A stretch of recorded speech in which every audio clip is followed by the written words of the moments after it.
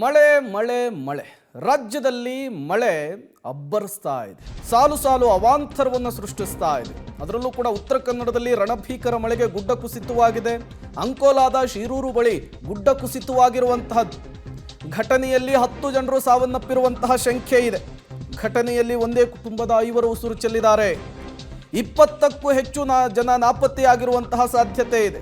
ಘಟನೆಯಲ್ಲಿ ಒಂದೇ ಕುಟುಂಬದ 5 ಉಸಿರು ಚೆಲ್ಲಿರುವಂತಹದ್ದು. ಉತ್ತರ ಕನ್ನಡದ ಜಿಲ್ಲಾಧಿಕಾರಿ ಲಕ್ಷ್ಮೀಪ್ರಿಯಾ ಅವರು ಈ ವಿಚಾರಕ್ಕೆ ಸಂಬಂಧಪಟ್ಟಂತೆ ಮಾಹಿತಿ ಕೊಟ್ಟಿದ್ದಾರೆ. ಓರ್ವ ಮಹಿಳೆ ಸೇರಿ 4 ಜನ ಒಂದೇ ಕುಟುಂಬದವರು ಸಾವನ್ನಪ್ಪಿರುವಂತಹದ್ದು. ಸ್ಥಳಕ್ಕೆ ಜಿಲ್ಲಾ ಉಸ್ತುವಾರಿ ಮಂಕಾಳು ವೈದ್ಯ ಕೂಡ ವಿಸಿಟ್ ಮಾಡಿದ್ದಾರೆ.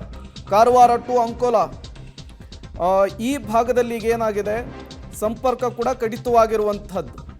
ಶಾಸಕ ಸತೀಶ್ ಅವರು ಕೂಡ ಭೇಟಿಯನ್ನು ಕೊಟ್ಟು ಸ್ಥಳವನ್ನು ಪರಿಶೀಲನೆ ಮಾಡಿದ್ದಾರೆ. ಪರ್ಫೆಕ್ಟ್ ಅಲ್ಲ, ಕಷ್ಟ ಬೀಳುತ್ತೆ. ಈಗ ನಮಗೆ ಸ್ಪಷ್ಟ ಮಾಹಿತಿ ಇರುವುದು, ಇಲ್ಲಿ ಒಂದು ಟೀ ಸ್ಟಾಲ್ ಇರುವುದು, ಅಲ್ಲಿ 5 ಜನ ಇದ್ರು.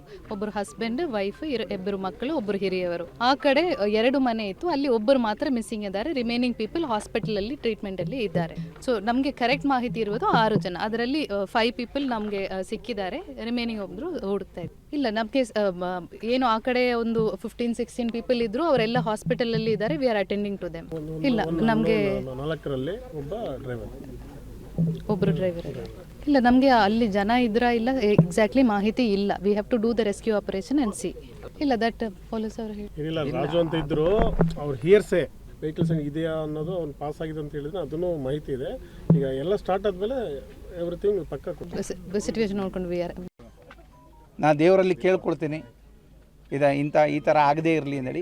ಇದು ಕೆಲವೊಂದು ನಮಗೆ ಗೊತ್ತಿದ್ದು ಆಗಿದ್ದು. ಯಾಕೆಂದ್ರೆ ನಿಮಗೆಲ್ಲ ಗೊತ್ತಿದೆ, 1 ವರ್ಷದಿಂದ ಪ್ರತಿ KDP ಮೀಟಿಂಗು ವಿಶೇಷ ಸಭೆ ಕರೆದೆ, ಸರ್ವೆ ಅವರಿಗೂ ಮಾಡಿಸದೆ. ಈಗ ನಾವು ಹೊಸದಾಗಿ DC ಬಂದಿದ್ದಾರೆ, ಅವ್ರಿಗೆ ನಾಳೆ ಅಗ್ರಿಮೆಂಟ್ವರೆಗೂ ಇಲ್ಲ. ನಮ್ಮ ಹತ್ರ ಹೇಳಲಿಕ್ಕೆ ಬೇಜಾರು. ನಾಳೆ ಫಸ್ಟ್ ಅಗ್ರಿಮೆಂಟ್ ನೋಡಿ, ಅಗ್ರಿಮೆಂಟಲ್ಲಿ ಏನಿದೆ ಅಂದೇಳಿ ನೋಡಿ. ಗುಡ್ಡ ಎಲ್ಲಿ ಕೊರಿತಾರೆ ಅಲ್ಲಿ ಡ್ರೈನೇಜ್ ಮಾಡಬೇಕು, ಅಲ್ಲಿ ಸೈಡ್ ವಾಲ್ ಕಟ್ಟಬೇಕು, ಅಲ್ಲಿ ಸ್ಲೋಪ್ ಮಾಡಬೇಕು.